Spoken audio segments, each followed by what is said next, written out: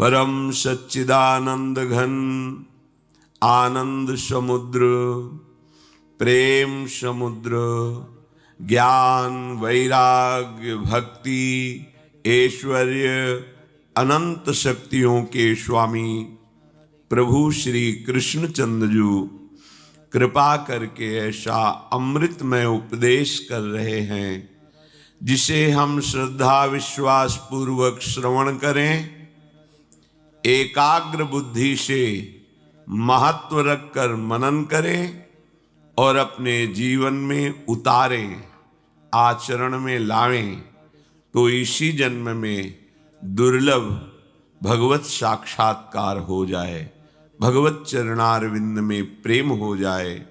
अनंत जन्मों की कर्म परंपरा का नाश करके भगवान इसी जन्म में अपने धाम में बुला लें। ये कर्म परंपरा बहुत पीड़ा देती है। सबसे पहले बुद्धि को अधीन करके संसार में सत्यत्व भाव रख करके बार बार दुख विपत्ति संकट जन्म मरण, कितना प्रपंच है।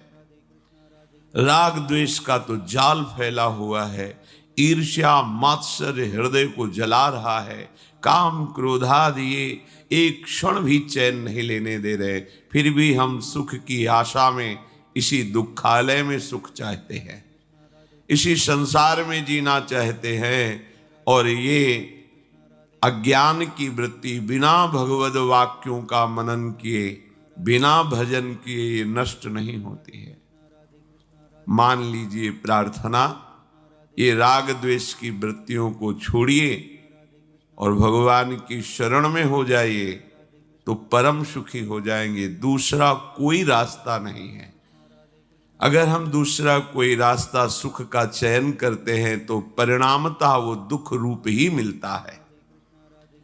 अगर आप प्रभु की शरण में होकर भजन करें तो दुखालय संसार भी मंगल भवन बन जाए, दसों दिशाएं आपके लिए आनंदमयी हो जाए। अगर हम अपने कर्म के बल से सुख चाहेंगे तो नहीं मिल सकता, कर्म योग से सुख मिल सकता है। योग भगवत चरणारविंद में चित्त वृत्ति का समाहित होकर समर्पित हो जाना। अगर प्रभु से संबंध नहीं है तो वो कर्म है, और जहां प्रभु से संबंध स्वीकृत हुआ, भगवत भाव हुआ, वही कर्म योग बन जाता है। और कर्म योग परमानंद प्रदान करता है, और कर्म ये दुख ही प्रदान करते हैं। चाहे जिस लोक में जाए उसको कभी शांति नहीं मिलती। बड़े बड़े पुण्यवान हैं हमसे भी ज्यादा, तो जहां अन्य लोकों में गए वहां उनका बड़ा सुख देखा, वहां भी जलन हो रही, वहां भी ईर्ष्या है, वहां भी मात्सर्य है। तिनके से लेकर ब्रह्मलोक तक सब माया का प्रपंच फैला हुआ है। श्री भगवान कह रहे हैं कि परमानंद महासुख की प्राप्ति के लिए जो अनन्य भाव से मेरा भजन करते हैं, ये अनन्य शब्द बार बार इसलिए परिचय दिला रहे हैं कि एक बार अनन्य हो जाओ। शरीर का राग, इंद्रियों में जो भोगों की सुख की लालसा है, और परिवार मित्र सुहृदजनों में जो स्नेह है राग है, यही हमारा बंधन है, यही बंधन है। अगर इसको आप बंधन मान लेंगे तो मुक्त होने की इच्छा होगी, पर आपने तो इसे सुख मान लिया, बंधन मानते ही नहीं है, तो परिणामतः दुख ही दुख भोगते चले जा रहे हैं। कल एक भगत जी कह रहे थे अश्रु प्रवाह करते हुए, वृद्धावस्था है, मेरी पत्नी पधार गई, पर रात दिन उसकी याद आती है और मैं रोता हूं। विचार कीजिए, शरीर तो चला गया लेकिन शरीर की स्मृति बनी है, और इतनी जोर की बनी है कि उनको असह्य हो रहा है वियोग। धन्यवाद का पात्र उसी समय जी हो जाता है जब ऐसी स्थिति प्रभु के लिए हो जाती है। सच्चिदानंद प्रभु की स्मृति में वो रोता है तो जगत पावन करने वाला बन जाता है। कोई भी निरंतर हमारे साथ नहीं रह सकता, हमारा शरीर भी हमारे पास नहीं है, अब भी केवल तुम मान रहे हो। ये प्रतिपल मृत्यु का ग्रास होता जा रहा है। जैसे अंजुली को चाहे जितना जोर बांध करके जल लो, वो जल क्षीण ही होता चला जाएगा। ऐसे ही तुम्हारी आयु प्रति क्षण नष्ट हो रही है, प्रति क्षण मृत्यु का ग्रास बन रही है। आपको समझ में नहीं आ रहा। बस यही समझ प्रदान करने के लिए भगवत प्रेमी महात्माओं की वाणी में प्रभु बैठ करके उपदेश करते हैं कि तुम समझ जाओ तो परमानंद में मगन हो जाओगे। प्रभु कह रहे हैं, सततम कीर्तयन्तो मां यतन्तश्च दृढ़व्रताः नमस्यन्तश्च मां भक्त्या नित्ययुक्ता उपासते। हे अर्जुन, जो नित्य निरंतर मेरे में लगे हुए उपासक हैं, नित्य और निरंतर, ये बड़ी दुर्लभ बात है। शरीर हमारा नित्य है, तो इस शरीर से जितनी भोगी जाने वाली वस्तुएं सब अनित्य हैं। अनित्य माने नाशवान। और इससे जितनी क्रियाएं होती हैं सब नाशवान है। नित्य हमारा स्वरूप है, नित्य हमारे आनंददाता प्रभु हैं। यदि इस नित्य संबंध को नित्य से कर लिया जाए तो निरंतर भजन होने लगे। पर हम अपने स्वरूप को जो नित्य है उसको भूलकर अनित्य शरीर, अनित्य संसार में सुख खोजने की वृत्ति से लग गए, इसलिए अब भजन नहीं होता। क्योंकि जहां सुख वांछा प्रकट होती है वहां पाप भावना जागृत हो जाती है। जितने पाप होते हैं वह स्वसुख वांछा से होते हैं। स्वसुख वांछा ये आसुरी भाव है। आशु कहते हैं प्राणों को, जो केवल अपने प्राणों के पोषण में लगे हैं, केवल इंद्रियों के भोगों में लगे हैं। वो अनित्य में लगने के कारण प्रभु का जो नित्य स्वरूप है, नित्य संबंध है, वो निरंतर भजन नहीं कर सकते। इसलिए पहले भजन करने के लिए हमें आवश्यक है अनित्य वस्तुओं को अनित्य मानना। यदि गलती को गलती मान लोगे तो सुधार हो जाएगा, और गलती को गलती ना मानकर उससे गुण बुद्धि से तो कभी सुधार होने वाला नहीं। हम लोगों की सबसे बड़ी गलती ये हो गई है कि शरीर को मैं मान करके भोगों में सुख है, स्नेह संसार में सुख है, बस ये बहुत बड़ी भूल है। और सब हम इसी में विचर रहे हैं। ऐसा नहीं है कि कोई दो चार से भूल हुई हो। भूमि परत भा ढावर पानी, तिम जीवहि माया लपटानी। जैसे आकाश से निर्मल जल गिरता है, पृथ्वी का स्पर्श होते ही मलिन हो जाता है, ऐसे ही जीवात्मा जो निर्मल परमात्मा का अंश है, इस शरीर में आते ही वो मलिन भाव को प्राप्त हो जाता है। देह भाव को प्राप्त होना ही ये मलिनता है, क्योंकि इसी से सारी मलिनताएं प्रकाशित होती हैं। दुराचार प्रवृत्तियां, अभक्ष पदार्थों को खाना, हिंसा आदि वृत्तियां, चोरी, नाना प्रकार के आसुरी भाव इसी में छिपे हुए हैं, देह भाव में। हमें जब तक प्रभु के चरणारविंद का आश्रय और उन्हीं को केवल अपना मानना ऐसा भाव नहीं आता, तब तक निरंतर भजन हो ही नहीं सकता। कितने भगत जन ऐसे मिलते हैं जो कहते हैं हमारा 24 घंटे भजन होता है, फिर इसके बाद वही बोलते रहते हैं, मैं बहुत अशांत हूं, मैं बहुत परेशान हूं, मन हमारा बहुत हमको जलाता है। क्या बोल रहे हो? निरंतर भजन और ये स्थिति मजाक कर रहे हो। निरंतर भजन होने लगे तो किसी की ताकत नहीं कि उसके हृदय में अशांति पैदा कर दे। आप झूठ से अपने को मान रहे हैं कि मैं निरंतर भजन करता हूं, क्योंकि निरंतर भजन करने वाले के शब्द ही नहीं निकलेंगे। जब मन प्रभु आनंद सिंधु में लगा तो अशांत कैसे हो सकता है? मन अशांत है तो भजन किससे कर रहे हो? चित्त वृत्ति विक्षिप्त हो रही है तो चित्त वृत्ति संसार में लगी, प्रभु में कहां? अभी तुम मैं से जुड़े हुए शरीर को लेकर डोल रहे हो, निरंतर भजन कहां? निरंतर भजन तो जब प्रभु में और अपने में अंतर खत्म हो जाता है तब होता है निरंतर भजन। शरीर भाव का त्याग करके अपने अंशी प्रभु में प्रतिष्ठित हो गया। ब्रह्मविद ब्रह्मैव भवतु, भगवत स्वरूप हो गया, अब निरंतर भजन होता है। पर इसके लिए हमें प्रयास करना है, हमें प्रयास का अवसर दिया गया है। हम अधिक से अधिक मौन का आश्रय लें, कम बोलें वाणी से। जितना समय हमें नाम जपने का मिले खूब धैर्यपूर्वक, मन ना लगे तो भी वाणी से नाम जप कीजिए। मंत्र को तो वैखरी बोलने के लिए मना किया गया है, वाचिक, पर नाम को आप गुनगुना सकते हैं, जोर से गा सकते हैं, बोल बोल के जप सकते हैं, राधा राधा राधा राधा। लेकिन मंत्र को उपांशु से आगे नहीं बोल सकते। वाचिक मंत्र को बोलना ये गुरु अपराध है, क्योंकि गुरुदेव ने नियम दिया है कि मंत्र को बाहर उच्चारण न होने पावे, ओठ के अंदर ही जपे।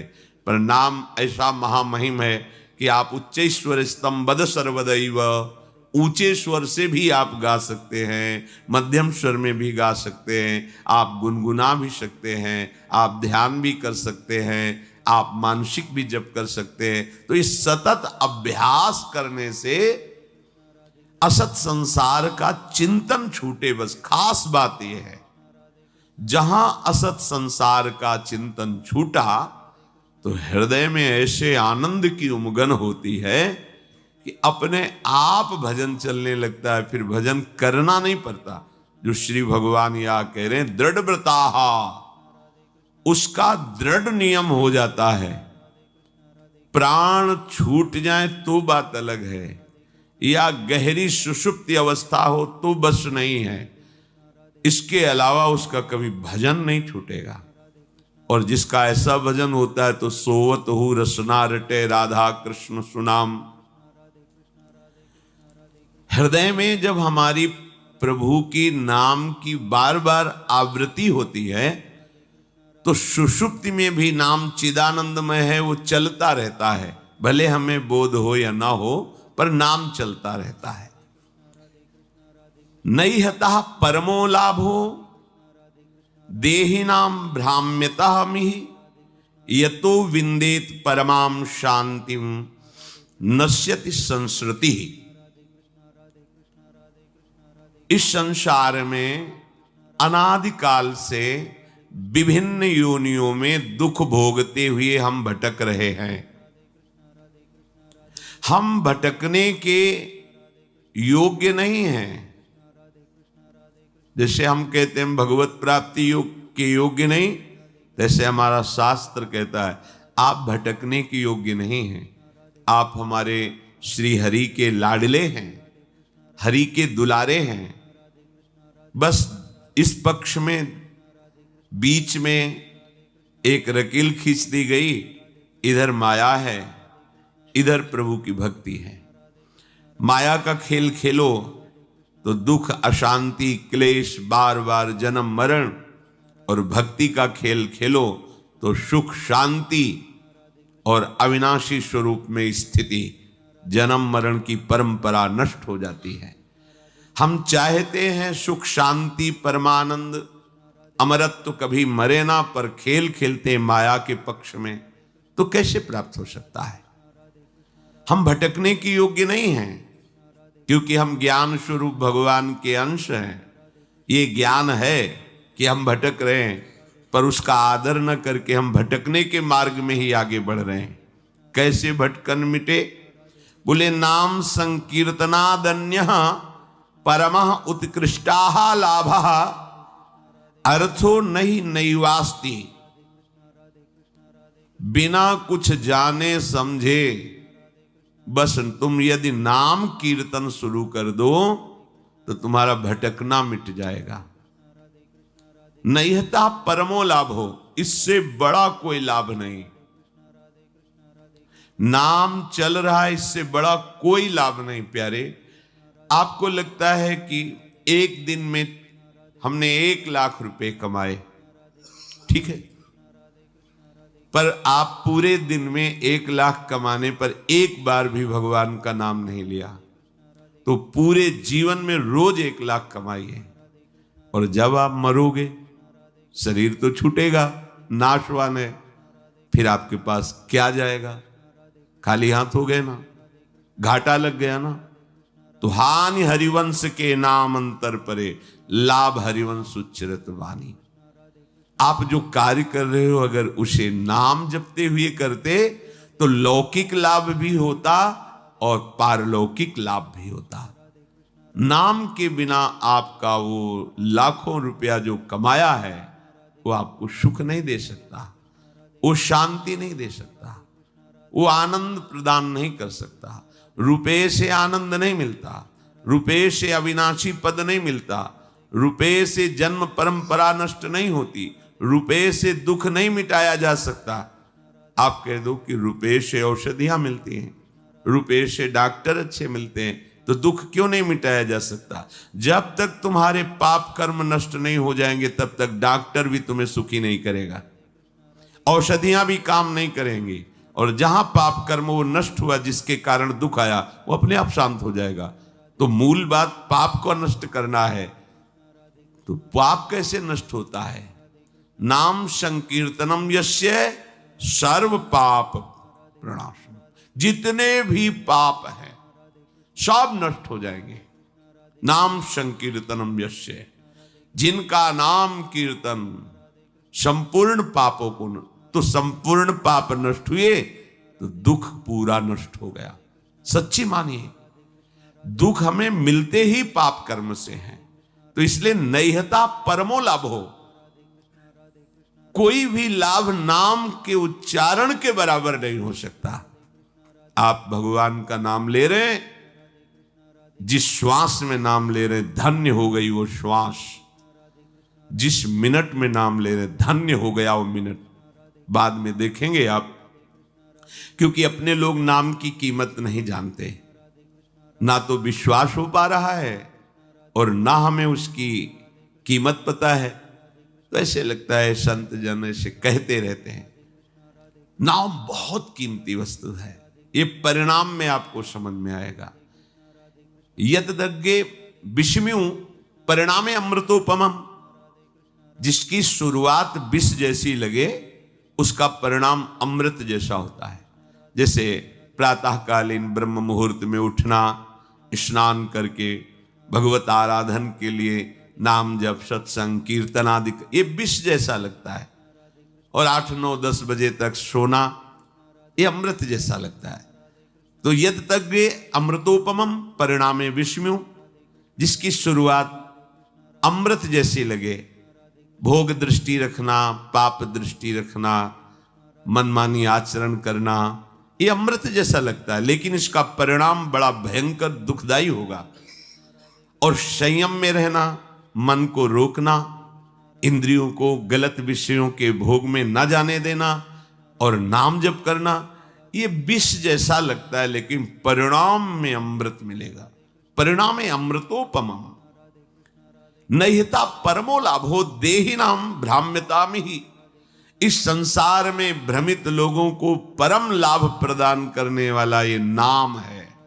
नाम यतो विंदेत परमाम शांतिम नश्यति संस्कृति ही। ये सब आवागमन के चक्र को मिटा करके परम शांति परम सुख प्रदान करने वाला नाम है। यतः कीर्तनात् परमाम शांति मोक्षम विंदेत तस्य संस्कृति जन्म मरणादि दुखम च नश्यति मोक्षो भवतीत्यर्थः। परम शांति, परम पद, आवागमन चक्र से मुक्ति, ये स्वाभाविक हो जाएगी। आप केवल नाम जप कीजिए। तेष भाग्या मनुष्येषु कृतार्था नृप निश्चितम स्मरन्ति स्मारयन्तो ये हरिर्नाम कलौ युगे। मनुष्यों में वो परम धन्य है। ये अन्यान स्मारयन्तः सन्तः हरिर्नाम स्वयं स्मरन्ति ते मनुष्येषु कृतार्था सभाग्याः निश्चितम। निश्चित प्रथम जानी हो, निश्चित वो परम धन्य हो जाता है जो अन्य स्मरण त्याग करके संतों के प्राणनाथ प्रभु श्री हरि का स्मरण करता है और दूसरों को भी करवाता है। ये जरूर करना चाहिए। अपने परिवार का मंगल करने के लिए कुछ समय नाम कीर्तन घर में जरूर होना चाहिए। मान लीजिए प्रार्थना, आपको परम सुख मिलेगा। आप सुख के लिए ही दौड़ रहे हैं। थोड़ी देर में, हम ज्यादा नहीं कहते, 10 मिनट, 24 घंटे में कोई 10 मिनट आप निकाल लीजिए। कोई संगीत ना हो तो अपने पास ये संगीत है, ताली, राधा राधा, किसी भी ध्वनि में, किसी भी राग में, भाव न लगे ना लगे, श्रद्धा बने ना बने, दवाई मानकर, औषधि मान करके आप कीजिए। आपके घर में जब राधा नाम गूंजेगा तो दरिद्रता भाग जाएगी। देख लेना, करके देख लेना। अब मानो तभी ना। आपके घर में कोई भी कभी प्रेत आत्मा प्रवेश नहीं कर पाएगी। आपके परिवार वालों पर किसी का टुटका नहीं चलेगा। अगर आप अपने परिवार को बैठाल कर 10 मिनट केवल नाम कीर्तन कीजिए। राधा कृष्ण, राधा वल्लभ, राधे श्याम, जो आपको प्रिय नाम लगे, सब नाम महिमामय हैं। बैठ कर की मान लीजिए ना। आप मानते नहीं, सुनते तो बहुत हैं, आचरण में नहीं उतारते। 24 घंटे में कभी एक ऐसा समय रखिए जब आप अपने परिवार के साथ प्यार से बैठ करके और प्रभु का नाम की, फिर आप देख लेना, खुद देख ले। 10 मिनट, 24 घंटे में हम 10 मिनट की बात कह रहे हैं। और कहीं सौभाग्य और बढ़ जाए तो एक अध्याय भगवान की महिमा का गान सुनाइए परिवार को बैठकर। श्रीमद् भागवत है, भक्तमाल जी है, भक्तों के चरित्र हैं, भगवान की अवतार कथाएं हैं। आप देख लो, घर तीर्थ हो जाएगा। आपको कहीं तीर्थ जाने की जरूरत नहीं। लोग परेशान होते हैं, हमारे तो 7.5 शनिचर का प्रकोप है, या ऐसा वैसा, पता नहीं किसी ने क्या कर दिया है। ये सब भ्रम हट जाएगा। नाम कीर्तन की गूंज जो आपके घर में उठेगी ना, वो आपका मंगल करके ही छोड़ेगी। देख लेना। भाव कुभाव अनखालसहु, नाम जपत मंगल दिशि दसहु। ते सौभाग्या मनुष्येषु, मनुष्यों में सौभाग्यशाली कौन है? बोले स्मरन्ति स्मारयन्तो ये हरिर नाम कलौ युगे। इस युग का बहुत बड़ा प्रताप है जो 10,000 की वर्ष की तपस्या से फल नहीं प्राप्त होता, वो 24 घंटे नाम कीर्तन से प्राप्त हो जाएगा। बड़ी महिमा है। तो आप अगर 10 मिनट अपने घर में नाम कीर्तन करें, एक अध्याय श्रीमद् भागवत का प्रभु को सुनाएं। संस्कृत ना आता हो तो हिंदी में ग्रंथ हैं, उनका अर्थ लिखा हुआ है, हिंदी में पढ़ लीजिए, हमें भाव प्राप्त हो जाएगा। जैसे सुधा सागर, प्रेम सागर, ऐसे केवल हिंदी से ग्रंथ की रचना हुई, उन्हीं को अर्थ के द्वारा पूरा बांधा गया है। जो श्लोक हैं उन्हीं के अर्थों को पूरा क्रम से लिखा गया है। बहुत सुंदर। प्रेम सागर, सुधा सागर, बहुत सरल भाषा में महान वैष्णव परम पूजनीय गोस्वामी तुलसीदास जी ने सब शास्त्रों की सार बातें रामचरितमानस। जब हम सत शास्त्रों का अपने परिवार में बैठ करके गायन करके श्रवण कराते हैं तो सबके संस्कार पवित्र होते हैं, बुद्धि बदलती है। कितना प्रभाव पड़ता है। गर्भस्थ शिशु को नारद जी भगवान की भक्ति और कथा सुना रहे हैं तो प्रहलाद जी प्रकट होते ही महाभागवत के रूप में, आप देखो, गर्भस्थ शिशु अभिमन्यु को चक्रव्यूह तोड़ने का उपदेश कर रहे तो गर्भ में ही वो सीख गए। बड़ी महिमा है। यदि आप अपने परिवार में नाम कीर्तन करेंगे और भगवत आराधना की भावना से ठाकुर जी विराजमान करके उनको कथा सुनाएंगे, एक अध्याय सुनाए, एक अध्याय आपके जीवन के अध्याय को बदल देगा। आप देखना ना, पर कोई करना नहीं चाहता। और कहीं ये सौभाग्य उदय हो जाए कि बिना ठाकुर जी को भोग लगाए हम पाएंगे नहीं, तब तो बात बन गई, फिर तो बिगड़ेगी नहीं। क्योंकि आहार से हमारा प्राणों का पोषण होता है और बुद्धि का प्रभावित होना होता है। अगर सात्विक आहार है तो बुद्धि सात्विक, राजसिक तो राजसिक, तामसिक तो तामसिक। जब प्रभु को भोग लगा दिया जाता है तो गुणातीत हो जाता है, न वो सतोगुणी, न रजोगुणी, न तमोगुणी, वो भगवत प्रसाद हो जाता है। और प्रसाद एक एक कवल में महान सुकृत प्रदान करता है। भोजन भी हो गया और पुण्य भी बन गया। भगवान को भोग लगाया और पा लिया।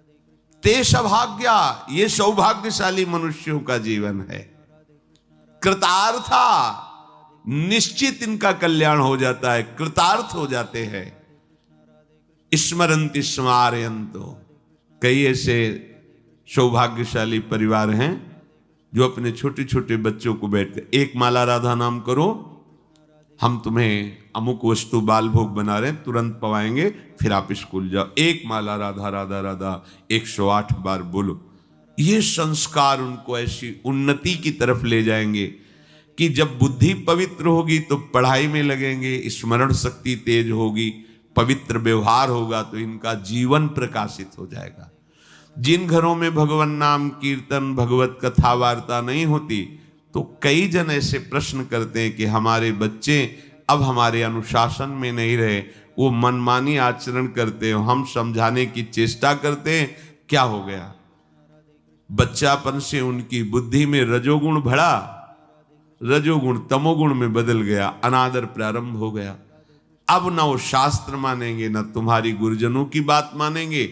अब मन की बात, तो मन तो अधोगामी है, वो निश्चित उनको विषयों में ऐसी जगह फंसाएगा जहां अशांति ही अशांति, दुख ही दुख है।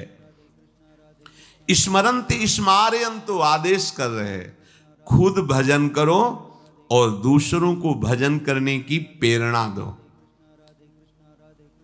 अगर हमारा कोई रिश्तेदार है, नातेदार है, मित्र है, प्रियजन है, हमारे पास बैठता है तो हमें प्रार्थना करनी चाहिए मृदु शब्दों से।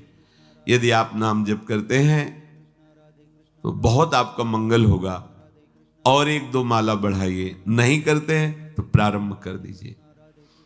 पूज्य भाई जी महाराज, एक संत उनके पास जिसे जाते थे तो यही कहते थे, हमारे पास आयो तो हमें कुछ दक्षिणा दो। आदेश कीजिए, क्या दक्षिणा दें? आप नाम जप करते हो? नहीं, नाम जप तो नहीं करते, तो ये दक्षिणा दो कि आज से आप 5 माला नाम जप करोगे। लाखों लोगों को भजन में लगा दिया, लाखों लोगों को। ऐसे ही आप अपने सुहृद जनों को, मित्र जनों को, रिश्तेदार नातेदार जनों को नाम में यदि लगा दोगे तो आपने परम मंगल कर दिया और उसका परम लाभ आपको मिलेगा। जैसे आपकी प्रेरणा से 5 लोग नाम में जप में लगे तो आपके ऊपर विशेष हरि की कृपा होगी, क्योंकि 5 के जीवन उद्धार की बात आपने की तो आपका जीवन अपने आप मुक्त हो जाएगा माया प्रपंच से। ये रहस्य है। आप दूसरों को सुख देने की भावना करें तो आपको कभी दुख नहीं मिलेगा, पर हम अपने सुखी होने के लिए दूसरों को दुख देते हैं, इसलिए कभी सुखी नहीं हो पाते। कलेर दोष निधे राजन अस्ति हे को महान गुण कीर्तना देव कृष्णस्य मुक्त बंधा परम ब्रजेत। इस कलिकाल का बड़ा अवगुणी स्वभाव है। अगर आप गुरुजनों की आज्ञा में नहीं हैं, शास्त्र का स्वाध्याय नहीं किए, शास्त्र के वचन आपके कानों में नहीं पड़े, तो आपके आचरण बहुत ही आसुरी प्रवृत्ति की तरफ ये आकर्षित करके भ्रष्ट करेगा। कलयुग का स्वभाव है। इसमें प्रिय वस्तु होती है व्यभिचार, इसके स्वभाव का। प्रिय वस्तु होती है नशा करना, भांग, शराब, ड्रग्स आदि जो भी नशे, नशा करना, व्यभिचार करना और जुआ खेलना। कई तरह से जुआ खेलना होता है। दूसरों के धन का अपहरण करना और दूसरों को दुख पहुंचाना, हिंसा करना, ये इसका स्वभाव है। इसका स्वभाव है।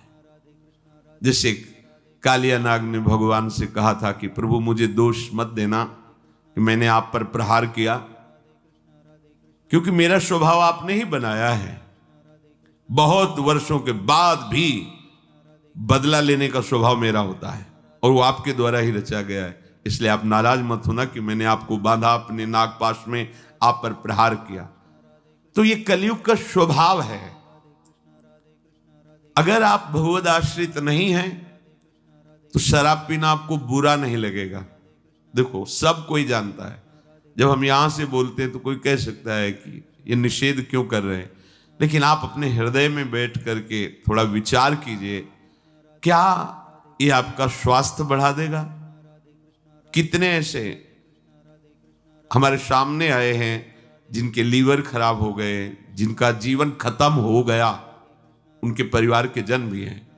हितदाम में जब दिया कि बहुत शराब पी, अब तो डॉक्टर ने कहा अब मरने, और कुछ दिनों में पधार गए।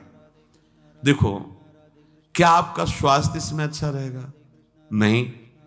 क्या आपको समाज में से सम्मान मिलेगा? नहीं। नालियों में इधर उधर बेहोश होकर के गिर पड़ते हैं, शरीर की सामर्थ्य नहीं रहती। तो इससे क्या परमार्थ बनता है? नहीं। इससे क्या धन की प्राप्ति होती? नहीं। जब कोई भी लाभ नहीं मिलता, केवल प्रमाद और केवल हानि है, तो आप सोचो आप ठगे जा रहे हो कि नहीं ठगे जा रहे हो? व्यर्थ में आप ऐसे आचरण करते हो जिससे आपके जो पुत्र हैं, परिवार के जन हैं, वो आपसे असंतुष्ट रहते हैं। अगर कहीं वो आपका अनुगमन कर लें तो वो भी पतन के मार्ग में चले गए। किसी भी असत क्रिया से कभी शांति नहीं। प्यारे समझो, ये कलयुग का स्वभाव है। यदि आप प्रभु का आश्रय नहीं लिए, सत शास्त्रों का स्वाध्याय या श्रवण नहीं करते, तो आपको शराब पीने में हिचक नहीं होगी, क्योंकि स्वभाव है कलयुग का।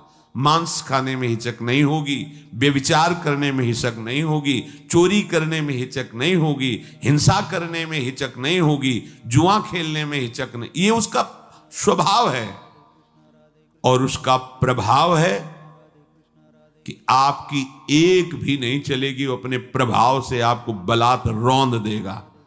इसलिए हित सजनी स्वरूपा महाप्रभु कह रहे, पाए जान जगत में सब जन कपटी कुटिल कलयुगी टंच। तो कह रहे अगर इस कलयुग के प्रभाव से तुम्हें कोई बचा सकता है तो इसका एक बहुत बड़ा गुण है। अगर इस कलयुग में नाम जप किया जाए, नाम कीर्तन किया जाए, तो इसका कोई भी स्वभाव या प्रभाव आप पे लागू नहीं होगा और आपका हृदय निर्दोष होकर भगवान की प्राप्ति के योग्य हो जाएगा। एक ही उपाय है, नाम कीर्तन, नाम जप, भगवत चर्चा करना, भगवत चर्चा सुनना। नान्तं विदाम्यहममी मुनयोऽग्रजास्ते माया बलस्य पुरुषस्य कुतो परेये गायन गुणान् दश शतानन आदिदेवः शेषाधुनापि समवस्यति नास्य पारम। भगवान की माया शक्ति पर कोई विजय पा सके असंभव, पर विजय पाई जाती है तो कैसे? बोले जिनका हजारों मुख से यशगान भगवान शेष जी करते रहते हैं पर उनके गुणों का पार नहीं पाए, उन प्रभु का नाम जप, उन प्रभु का नाम कीर्तन तुम्हें माया पर विजय प्राप्त करा देगा। माया भ्रम, अज्ञान, अविद्या। जो भगवान के नाम गुण का कीर्तन करता रहता है, श्रवण करता रहता है, उसको प्रगट में भी कभी कोई परास्त नहीं कर सकता। ऐसा नहीं कि परास्त करने नहीं आएगा, परास्त करने आएगा। काम, क्रोध, लोभ, मोह या संसार का कोई व्यक्ति, घटना, परिस्थिति आते हैं, विघ्न तो आते ही हैं, सबके जीवन में आते हैं। पर नाम चल रहा है, बड़ा चमत्कार जीवन में प्रकट होता है नाम का। ये जो हम भगवत भक्तों के चरित्र आपको गुरु कृपा से जो सुनने को मिलते हैं, सुनाते हैं, उनसे हमें एक बल मिलता है। वो एक छोटी जीवनी की धरा से एक भगवत स्वरूप स्थिति को प्राप्त होते हैं। जैसे हम शरीरासक्त होकर विषयों में, भोगों में लगे, एक छोटी धरा है। शरीर और भोगों का त्याग करके निरंतर ब्रह्माकार भगवदाकार वृत्ति, ये बड़ी धरा है। छोटी धरा से बड़ी धरा तक, इसमें तर्क वितर्क या संशय की कहीं कोई भी गुंजाइश की जरूरत नहीं। भक्तों के चरित्र श्रवण मात्र से प्रभु के नाम रूप लीला धाम में रति होती है। आपके मुख में भगवान नाम चल रहा है तो कोई भी आपको परास्त नहीं कर सकता। बड़ी महिमामयी इस महाभागवत की बात है। सुधन्वा जी, ये एक चंपापुरी नाम का राज्य था। वहां के राजा हंसध्वज जी थे, उनके पुत्र थे श्री सुधन्वा जी। परम धार्मिक, धर्मपूर्वक राज्य का शासन करना और प्रभु की भक्ति में रत रहना और योद्धाओं में सर्वश्रेष्ठ वृत्ति रखना, ये हंसध्वज राजा का प्रभाव। पूरी प्रजा को अपने पुत्र की तरह पालन करना। राजा पूरे देश का पिता है और प्रजा पुत्रवत राजा के द्वारा पोषित होती है। जो प्रभु का भजन करते हैं, ये न समझा जाए कि वो गरीब ही लोग भजन करते हैं, भिखारी लोग भजन करते, ऐसा नहीं। ये प्रभु का भजन जो करते हैं वो गरीब नहीं है, जो प्रभु का भजन नहीं करते वो गरीब है। क्योंकि अंतिम समय उनके पास कुछ नहीं रहता तो हुए ना निर्धन। और जो भजन करते हैं वो माला माल होकर के यहां से जाते। परम धन राधा नाम, खूब जमा है राधा नाम, अब उनको आनंद ही आनंद प्राप्त होगा। तो ये उस समय की बात है जब महाराज युधिष्ठिर अश्वमेध यज्ञ कर रहे थे। तो प्रद्युम्न, सात्विकी आदि असंख्यों महारथी योद्धा द्वारिका से सहयोग के लिए आए हुए थे। घोड़ा छोड़ा जाता है, जिस राज्य से घोड़ा जाता है तो घोड़े का पूजन करके नमस्कार कर लिया तो मतलब वो राजाधीन है, और अगर घोड़े को पकड़ लिया तो मतलब युद्ध होगा, तब आगे बढ़ा जाएगा। जे ही गुप्तचरों ने हंसध्वज राजा को समाचार दिया कि महाराज युधिष्ठिर का अश्वमेध यज्ञ का घोड़ा आपकी राज्य सीमा में प्रवेश कर चुका है, उनको बहुत आनंद हुआ।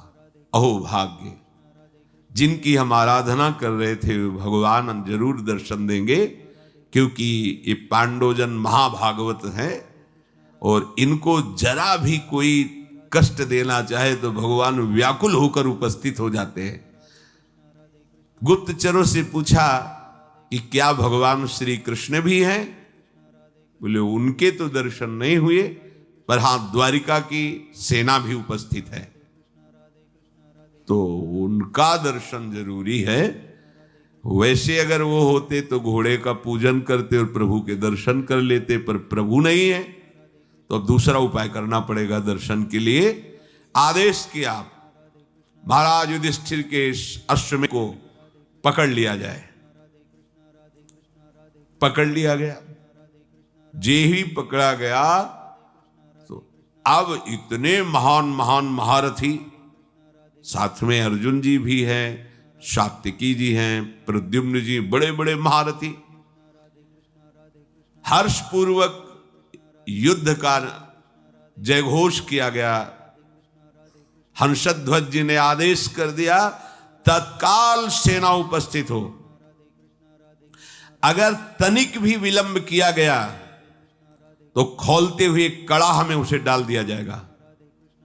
नगाड़े की ध्वनि पूरी होते होते पूरी सेना नगर के बाहर आ जानी चाहिए।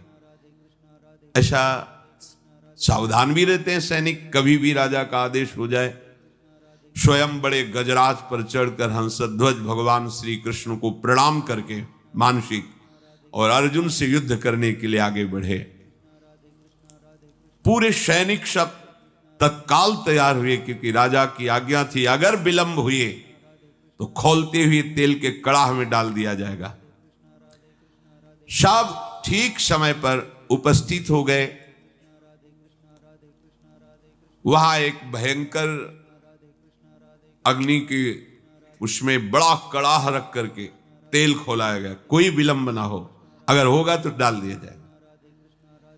जितने भी वीर योद्धा थे सब उपस्थित हो गए, लेकिन राजा के पुत्र जो सुधन्वा जी थे, ये बड़े भगवान के नाम जापक भक्त थे, हर समय नाम जप करते रहते थे। जो ही आज्ञा हुई अस्त्र शस्त्रों से सुसज्जित हुए। पहले तो माता जी के पास गए, उनको प्रणाम किया और कहा मां, आज हमारे जीवन का परम लाभ उपस्थित हुआ है, क्योंकि आज मुझे अर्जुन से युद्ध करना है। वो भगवान के परम प्रेमी भक्त हैं। आज युद्ध कौशल के द्वारा उनको मैं तृप्त करूंगा, और ऐसा तृप्त करूंगा, उनको ऐसे व्याकुल करूंगा कि उनके सारथी का हमारे ऊपर नजर पड़े और कृपा दृष्टि पड़े। उनको आना पड़ेगा, पर हो सकता है हम वापस ना आएं। इसलिए आपसे आशीर्वाद मांगते हैं कि मेरे मन की जो कामना है कि अर्जुन को तृप्त करूं और भगवान का साक्षात्कार करूं, वो पूर्ण हो। इसके बाद माताजी को प्रणाम करने के बाद जब आगे बढ़ने लगे तो माताजी ने कहा, बेटा, बड़े बड़े ऋषि मुनि जिन भगवान श्री कृष्ण का रात दिन ध्यान और गुणगान करते हैं, मुझे तो उनका दर्शन होना संभव लगता है। पर जब तुम अर्जुन को पीठ नहीं दिखाओगे तो जरूर उपस्थित होंगे, और जब तुम श्री कृष्ण का दर्शन कर लोगे तो मुझे श्री कृष्ण का धाम मिल जाएगा। क्योंकि शास्त्रों में लिखा है जो भगवत साक्षात्कार कर लेता है तो 21 पीढ़ियां भगवत धाम को जाती है। तो मैं तो नहीं देख पाऊंगी, पर भगवान के धाम को जाऊंगी, पर पीठ मत दिखाना। जाओ, हमारा आशीर्वाद है, विजयी हो। विजयी, तुम्हारे मन में जो कामना है उसकी पूर्ति हो। सुधन्वा जी ही निकले तो उनकी बहन जी आई, तिलक लगाया, आरती की, विजय की कामना की। आगे बढ़े तो अभी कुछ ही समय पहले ब्याह हुआ था। प्रभावती नाम की पातिव्रत धर्म से युक्त पत्नी थी। मुस्कुराती हुई सामने आई और सुधन्वा की पूजा की और कहा, स्वामी, मुझे पता है आज आप कहां जा रहे हो, महाबली महारथी अर्जुन से युद्ध करने।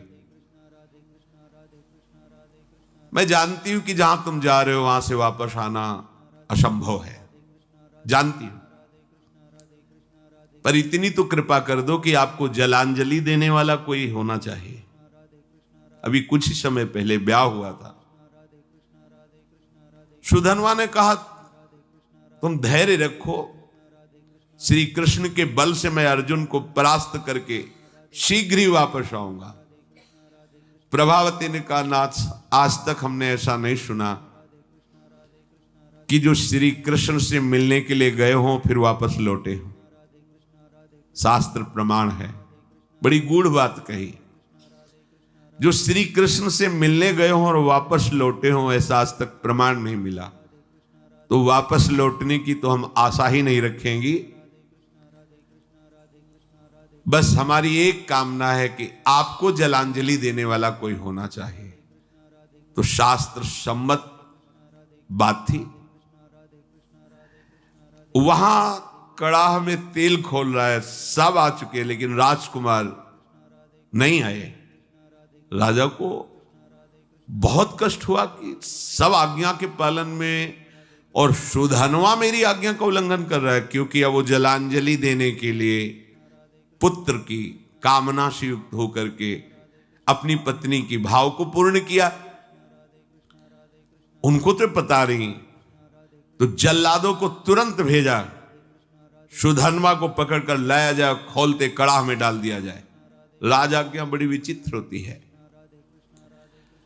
वो अपराधी साबित हो गए हैं क्योंकि विलंब हो गया, राजा आज्ञा का उल्लंघन किया। जे ही राजा की आज्ञा हुई, वो जल्लाद प्रकृति के सैनिक तत्काल गए और सुधनवा स्नान आदि करके पवित्र होकर बाहर निकल रहे थे। तुरंत सुधनवा से कहा कि महाराज का आदेश है, आपको बंदी बना लिया जाए और कड़ाह में डाल दिया जाए, क्योंकि आप विलंब हुए हैं। उनका एक बार पिताजी के सामने तो पहुंचने दीजिए। गए, पिता को प्रणाम किया। हंसध्वज ने कहा, हमारी आज्ञा का उल्लंघन का जो निर्णय किया गया है वही इनके साथ बर्ताव किया जाए। जो शंख और लिखित नाम के आचार्य थे, उनके हर राजा के पास आचार्य कोटि के महापुरुष की सलाह मिलती थी। जैसे परम ज्ञानी जनक जी हैं, पर सदानंद जी विराजमान हैं। चक्रवर्ती सम्राट महाराज दशरथ तो वशिष्ठ जी विराजमान हैं। देवराज इंद्र तो बृहस्पति जी विराजमान। पहले ऐसा होता था कि सम्राटों के ऊपर, राजाओं के ऊपर महाराज विराजमान होते थे और कोई भी समस्या का समाधान उन्हीं से लिया जाता था। ये पुरोहित जो शंख और लिखित थे, ये जलते थे सुधनवा से, क्योंकि सुधनवा निरंतर नाम जप करती हुई भगवत आराधना में ये उनको पसंद नहीं था। तो कई बार तर्क वितर्क किया था। अब उनको अवसर मिला। राजा हंसध्वज ने पूछा कि आचार्य प्रवर, आपका क्या आदेश है इस विषय में? उनका जो आपकी आज्ञा हुई उसका पालन किया जाए, अर्थात इनको खोलते हुए कड़ाह में डाला जाए। स्वभाव से ईर्ष्या रखने वाले ये शंख और लिखित आचार्य ने खोलते कड़ा में सुधनवा को डालकर उनका जीवन अंत कर दिया जाए, ऐसा ही दस्तखत कर दिया। यदि आप अपने पुत्र के मुंह में आकर के अब हमारी लिखित बात को काटते हैं तो हम दोनों आपको छोड़ देंगे। अब तो चांस ही नहीं। हंसध्वज ने तत्काल सैनिकों को आदेश किया, उठा करके डाल दो इनको खोलते हुए कड़ाह में।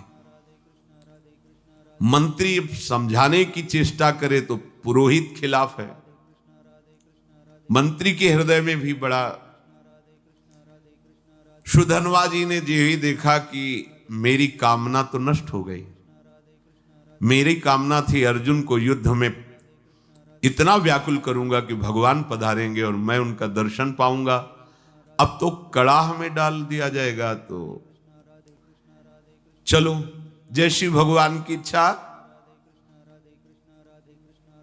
कड़ाह में जे ही डालने को सुधनवा ने कहा, हे गोविंद, हे मुकुंद, हे हरे, मुझे मरने का तो दुख है नहीं, क्योंकि मरने के लिए निकला ही हूं, पर मैं मरने के पहले आपका दर्शन चाहता था, आपकी दृष्टि में दृष्टि मिलाना चाहता था। आप अर्जुन के पक्ष में होकर मुझे कैसे देखते हैं ये देखना चाहता था, सो अधूरा रह गया। यदि अर्जुन के बाणों से बिंधता और आप हमारी तरफ देखते तब मुझे आनंद मिलता। ये कायरों की तरह मृत्यु होगी कि कड़ाह में डाल करके। प्रभु यदि आप हम पर कृपा करते हैं तो मुझे जो कामना है उसकी पूर्ति होनी चाहिए। मरना तो है ही, पर ऐसे नहीं ललकार करके, अर्जुन को व्याकुल करके मरने की इच्छा है। युद्ध स्थल में अपने पराक्रम को दिखाते हुए बाणों से आपकी पूजा करूंगा, फिर प्राण त्यागूंगा तो मुझे संतोष होगा। गांडीव धनुष से छूटे हुए बाण जब हमारे हृदय को बेधेंगे तो मुझे आनंद प्राप्त होगा। यह है वीरों का मृत्यु की मांग करना। तो इनसे कम वीर नहीं होते भगवत भक्तजन। काम, क्रोध, लोभ, मोह, मद, मत्सर, ईर्ष्या, द्वेष, पूरा जगत सब का विरोध सह करके भगवान के मार्ग में बढ़ते हैं, जो सच्चाई से बढ़ते हैं। श्री कृष्ण श्री कृष्ण श्री कृष्ण श्री कृष्ण। मुख से अनवरत तो चलता ही रहता था, उठाया गया और कड़ाह में छोड़ दे, खोलता हुआ तेल। काफी देर वो आनंद से उसी कड़ाह में बैठे रहे। आसपास तेल खोल रहा है, रोम भी नहीं जल रहा, क्योंकि अग्नि में जो दाहिका शक्ति है वो श्री कृष्ण के द्वारा दी गई है। और जिसके मुख में श्री कृष्ण है, जो श्री कृष्ण के आश्रित है, तो दाहिका शक्ति उसको कैसे जला सकती है? महावीर हनुमान जी महाराज, पूंछ में आग लगी है और पूंछ का एक रोम नहीं झुलसा, पूरी लंका जल गई। वहीं पूरी लंका के मध्य में विभीषण, जो रावण जैसे राजा के महामंत्री और भाई हैं, उनके महल में कहीं भी कुछ भी झुलसा नहीं, पूरी लंका जल गई। क्यों? दाहिका शक्ति जिनकी आज्ञा से काम करती, उनके भक्त का घर कैसे जल सकता है?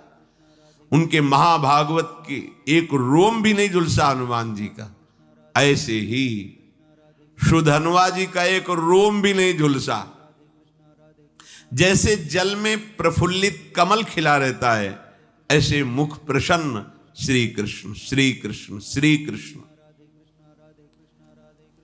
अब सबको बड़ा आश्चर्य हुआ, तेल बुद बुद बुद बुद खोल रहा है, ये भी नहीं है कि वो शांत हो, और वो प्रसन्न मुद्रा में श्री कृष्ण श्री कृष्ण। ये नाम का बहुत चमत्कार है, अपने लोग उसे समझ नहीं पा रहे हैं। राजा हंसध्वज ने अपने पुरोहित शंख और लिखित से कहा, ये क्या हो रहा है? ये जल क्यों नहीं रहा है? पुरोहित जी विचार करके सोचते, आग तो जल रही, क्या तेल ये ऐसे ही खोल रहा है, इसमें गर्मी नहीं है?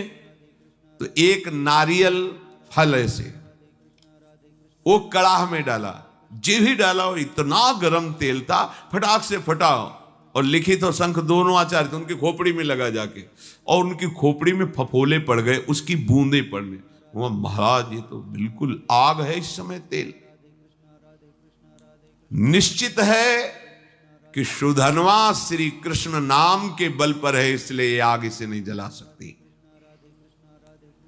अब पुरोहित को विरोध करने का कोई भी अवसर नहीं। वहां के लोगों ने सुधनवा जी कोई औषधि का प्रयोग किए हुए हैं क्या, जो तेल का प्रभाव नहीं पड़ रहा? वहां बड़े बड़े आयुर्वेदाचार्य भी थे, कहा नहीं, इस ऐसी स्थिति में कोई औषधि काम नहीं करती। इसका मतलब है कि ये जो कृष्ण कृष्ण बोल रहे हैं, इसी का प्रभाव है। यही तो मित्रजन पूछते थे प्रहलाद जी से कि तुम्हारे ऊपर बड़े बड़े काले सांप छोड़े जा रहे हैं और तुम्हें काटते नहीं, तुम्हें पहाड़ से दबाया जा रहा है, अग्नि से जलाया जा रहा है, जल में डुबोया जा रहा है, बड़े बड़े नुकीले शस्त्रों से काटा जा रहा है, पर तुम्हारी त्वचा ही नहीं कटती, ऐसा क्या है तुम में? तो उन्होंने कहा, मैं हर समय हरि हरि श्री हरि ऐसा बोलता हूं, तो मुझे लगता है कि मेरे हरि मुझे ऐसे लिए हुए, तो ना कोई आग, ना कोई अस्त्र शस्त्र, ना कोई मुझे दुख, कोई छू ही नहीं पा रहा है, क्योंकि मेरे हरि मुझे गोद में लिए हुए हैं और ऐसे किए हुए। नाम का बहुत बड़ा, ऐसा ना समझो कि ये उनके ऊपर प्रभाव था, आपके ऊपर नहीं। आप वैसे ही जपिए, देखिए प्रभाव। अब पुरोहित जो लिखित और शंख जी थी, उन्होंने कहा धिक्कार है मुझे, मैं अपने शास्त्र ज्ञान के गर्व में होकर भगवान की भक्ति का तिरस्कार करता था। आज मैंने देख लिया सुधनवा की भक्ति का प्रभाव। और वो दोनों ऐसा सोच ही रहे थे कि फिर जो परिजन थे सुधनवा को बाहर नहीं, कुछ नहीं, बस जैसे और तेल से चिकनाट हो गई हो बस। अब वो दोनों शर्मा करके आचार्य खुद कड़ाहे पे कूद गए। धिक्कार हमारे जीवन को, ऐसे भक्त का विरोध करते थे। सुधनवा जी ने श्री कृष्ण श्री कृष्ण श्री कृष्ण, तो कूदने में तो थोड़ा जलन सी, पर तुरंत शीतल हो गया। आचार्य थे, चरणों में पड़ गए सुधनवा के। कौन ऐसा है जो नाम जापक के चरणों में अपना भावना समर्पित कर दे? नाम की बड़ी महिमा है। सुधनवा के आचार्य थे लिखित शंख, उन्होंने छाती से लगा के कहा, प्रिय राजकुमार, आज मुझे तेरी कृपा से समझ में आया कि भगवान के नाम में जो शक्ति है वो किसी और कहीं साधन में नहीं है। पुरुष सिंह, आज तुम्हारे स्पर्श से मैं पावन हो गया, क्योंकि तुम भगवान नाम जप करते हो। अब पता चल गया कि मैं तुम्हारा उद्धार नहीं करूंगा, तुम मेरा उद्धार कर दोगे। आचार्य अपने शिष्य से कह रहे हैं, वीरवर जाओ, सम्रांगण में तुम्हारी कामना की पूर्ति हो। सुधनवा पिता को प्रणाम किया। पिता ने कहा, आज हमारे सेनापतित्व का पद सुधनवा लेंगे। अब युद्ध प्रारंभ हुआ। सुधनवा कब प्रत्यंचा चढ़ाई और बाण छोड़ा, बड़े बड़े सैनिक देख ही नहीं पा रहे थे। लोगों को ये भ्रम रहता है कि हम नाम जप करेंगे तो स्कूल में पढ़ाई में विघ्न पड़ेगा, हमारे कामकाज में विघ्न पड़े। ऐसा मत सोचिए। नाम जप करोगे तो आप बहुत अच्छे विद्यार्थी होगे, नाम जप करोगे तो आप बहुत अच्छे किसान होगे, नाम जप करोगे तो आप बहुत अच्छे, जो भी जिस मार्ग में जाओगे बहुत अच्छे बन जाओगे, क्योंकि बुद्धि पवित्र होगी और भगवान नाम की सामर्थ्य है, तो आप जो चाहोगे कर सकते हो। जब अर्जुन ने देखा कि ये 9 राजकुमार बड़े बड़े महारथियों को भी मूर्छित करता हुआ आगे बढ़ता जा रहा है, तो स्वयं वो अपने गांडीव धनुष की प्रत्यंचा खींची और सामने आकर खड़े हो गए। अर्जुन ने कहा, है राजकुमार, अब तुम किसी साधारण वीर के सामने नहीं खड़े हो, गांडीव धनुषधारी अर्जुन के सामने खड़े हो। जितनी सामर्थ्य हो अब हमसे तुम युद्ध करके दिखाओ। सुधनवा ने निर्भयता पूर्वक हंसकर कहा, हे पार्थ, आपने बहुत सी लड़ाइयां लड़ी और विजय को प्राप्त हुए हैं, पर उसका तुम कारण नहीं जानते हो कि तुम विजय में क्यों प्राप्त हुए हो। क्योंकि तुम्हारे सारथी श्री कृष्ण थे। इस समय तुम हमारे सामने टिक नहीं सकते, क्योंकि तुम्हारा सारथी नहीं बैठा है, श्री कृष्ण नहीं है। तो यद्यपि तुम महावीर हो, पर तुम मेरे सामने नहीं टिक सकते। तुम्हें सलाह देता हूं, अगर मेरे पर विजय प्राप्त करनी तो अपने सारथी की याद करो, नहीं तो तुम्हारी सामर्थ्य नहीं है, ये गांडीव धनुष के निकले हुए बाणों की सामर्थ्य नहीं कि मुझे परास्त कर सके। एक बालक के मुख से ऐसी चुनौती, अर्जुन जी परम धनुर्धर, दिव्यास्त्रों का ज्ञान, क्रोधित होकर सुधनवा पर बाणों की वर्षा शुरू कर दी। सुधनवा जी ने हंसते हंसते एक एक बाण को तिल तिल के समान काट के गिरा दिया। अर्जुन जी को लगा, आज तक ऐसा भी, बाणों को काट देना अलग बात, लेकिन हर बाण को तिल तिल काट के, बाणों की वर्षा हो रही। बाणों को काटते हुए अपने बाणों से ध्वजा, धनुष, प्रत्यंचा सब पर चोट पहुंचा दी। सुधनवा ने ध्वजा काट के गिरा दी, प्रत्यंचा काट दी, गांडीव पर प्रहार किया। और अर्जुन के सारथी को भी घायल कर दिया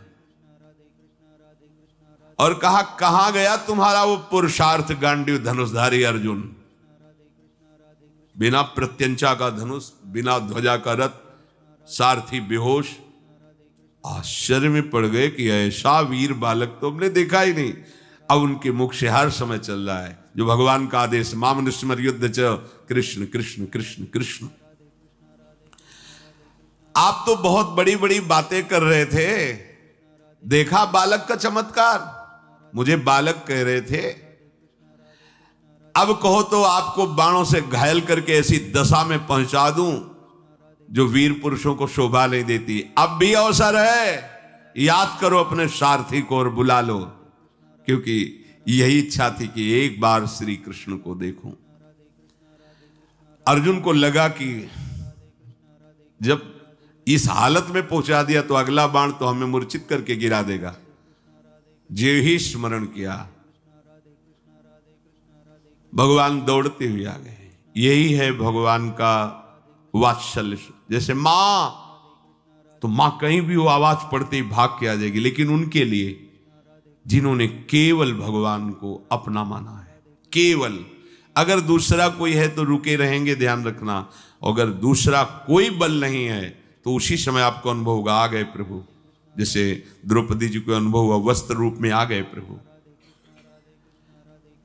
मन ही मन भगवान को पुकारा, ते ही दया में भगवान दौड़ते हुए आए और सारथी जो मूर्छित था उसको हटाकर अर्जुन की घोड़े की जो बागडोर थी पकड़ ली सुधनवा ने, क्योंकि पूरे जन्म में यही आशा थी, एक बार देखो ओ नील मेघ श्याम की कांति, अभयद भुज दंड मूल पीनंस सानुकूल, कनक निकसिल लसित कुल दामिनी धर की।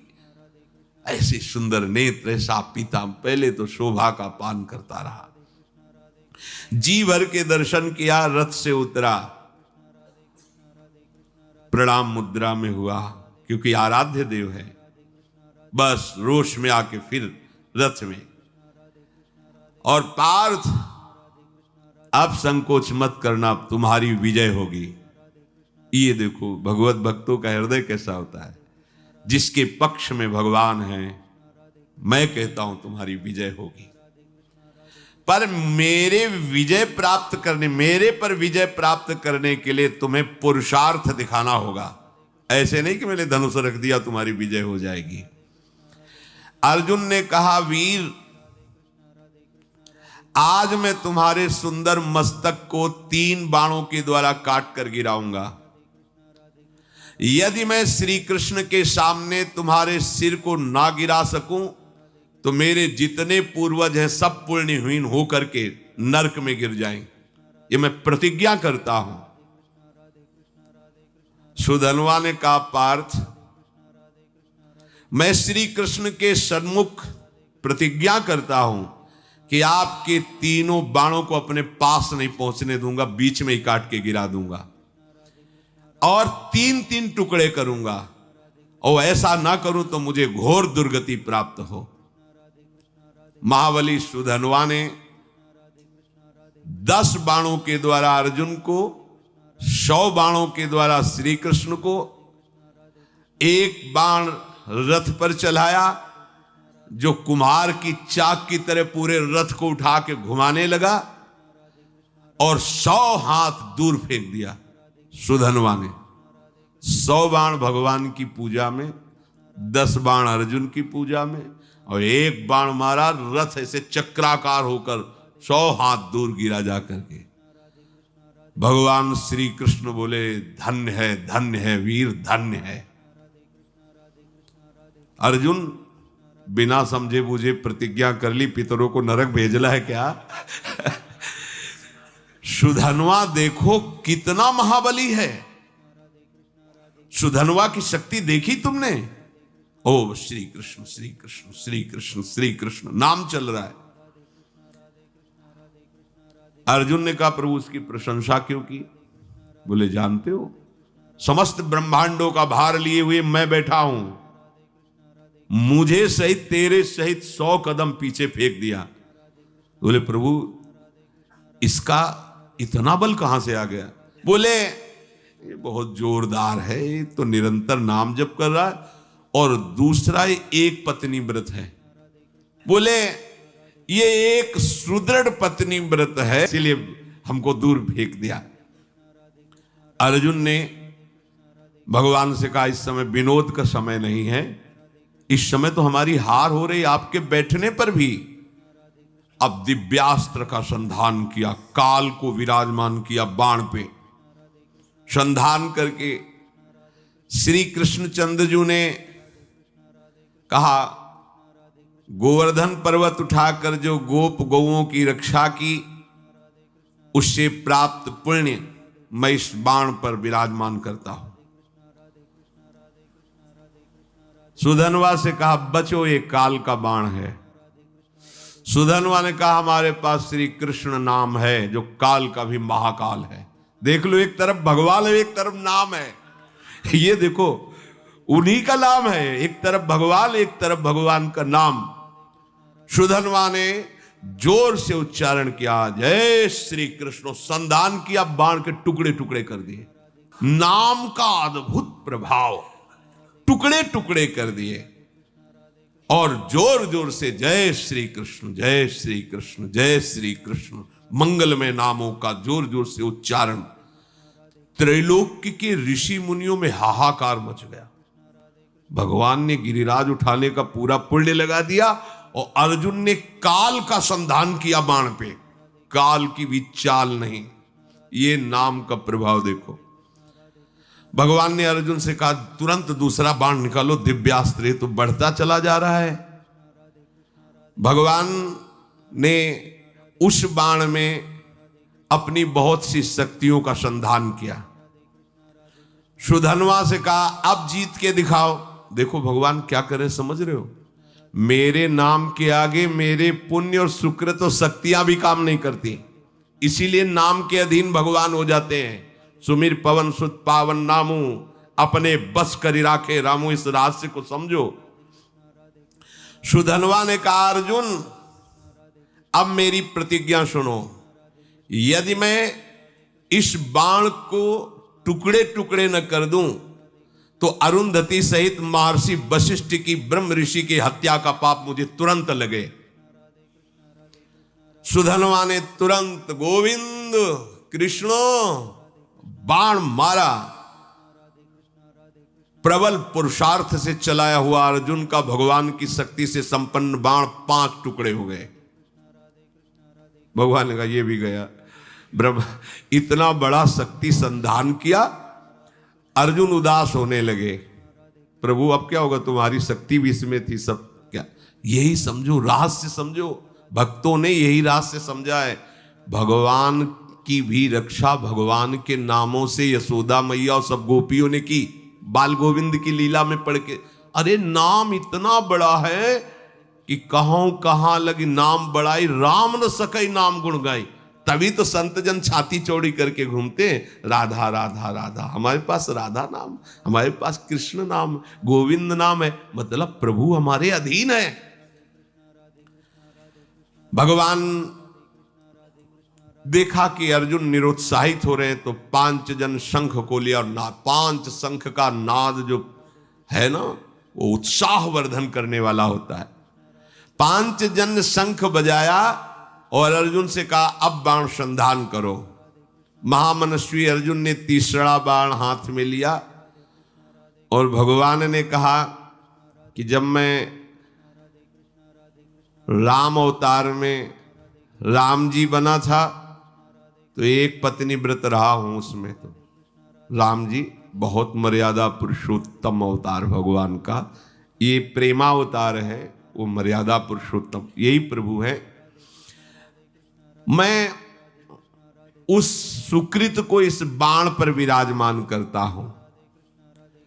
फिर ब्रह्मा जी को आदेश किया पिछले भाग पर विराजमान हो, और काल को दोबारा आदेश किया अग्रभाग पर प्रतिष्ठित हो।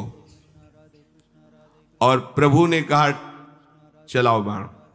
ब्रह्मा जी, काल जी और वो पुण्य सुकृत रामावतार का है।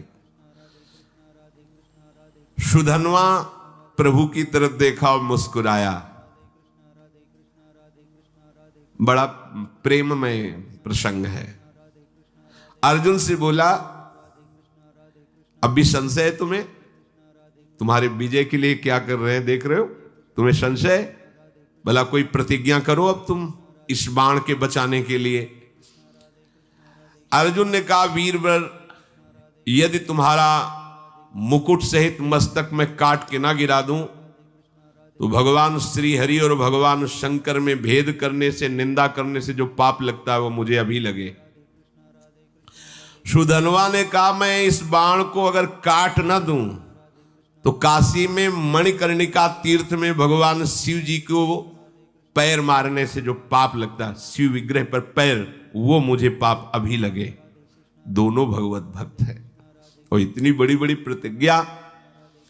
सुधन्वा ने भगवान श्री कृष्ण की तरफ देखा और कहा, जय श्री कृष्ण, जय श्री कृष्ण। अर्जुन उस बाण को संधान किया।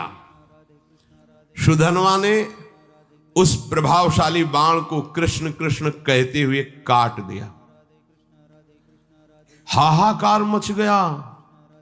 इस बाण को तो कोई काट ही नहीं सकता था, क्योंकि इतनी महिमा से युक्त हो गया था।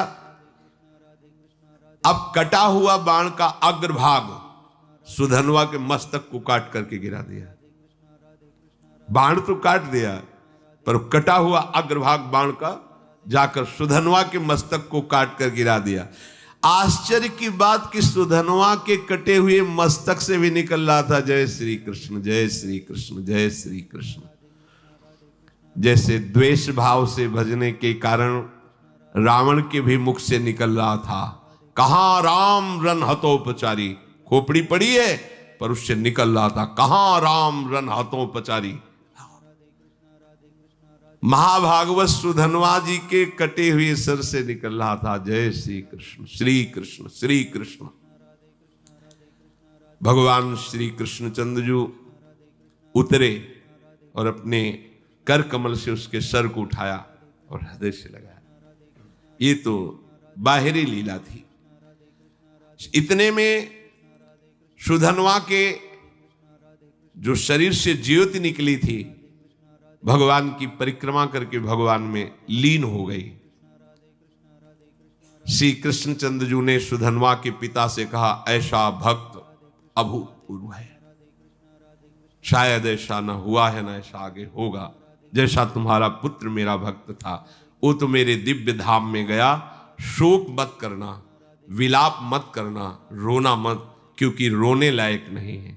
रोने लायक संसारी जन होते हैं जो प्रभु से विमुख जीवन व्यतीत करते हैं। जो प्रभु में जीवन व्यतीत करते हैं वहां तो उत्साह मनाया जाता है, क्योंकि वो धाम गया, नरक तो गया नहीं कि रोए, धाम गया तो खूब नाम कीर्तन किया जाता है। भक्तों को अभय देने वाले प्रभु श्री हरि के नाम की अपार महिमा है। इसलिए भगवान कह रहे, अनन्य हो करके सततम कीर्तयन्तम, निरंतर मेरा, इससे बड़ा कोई लाभ नहीं। क्या चाहिए, जो चाहिए सब प्राप्त हो जाएगा। आप जैसे भी बने, भाव से, कुभाव से, श्रद्धा ना हो तो भी जो नाम आपको प्रिय लगे, सब हमारे प्रभु के नाम है। उनके नाम का खूब जप करो, कीर्तन करो, सुखी हो जाओगे, आनंदित हो जाओगे। भगवान उनकी ही रक्षा नहीं करते, हम सबकी रक्षा करेंगे। पर जब हम अहंकार से युक्त होकर, तो फिर भगवान अहंकारी की रक्षा नहीं करते। जो भगवान का आश्रय लेकर नाम जप करता है, भगवान उसकी निश्चित रक्षा करते हैं। शेष चर्चा आगे। श्री राधा वल्लभ लाल।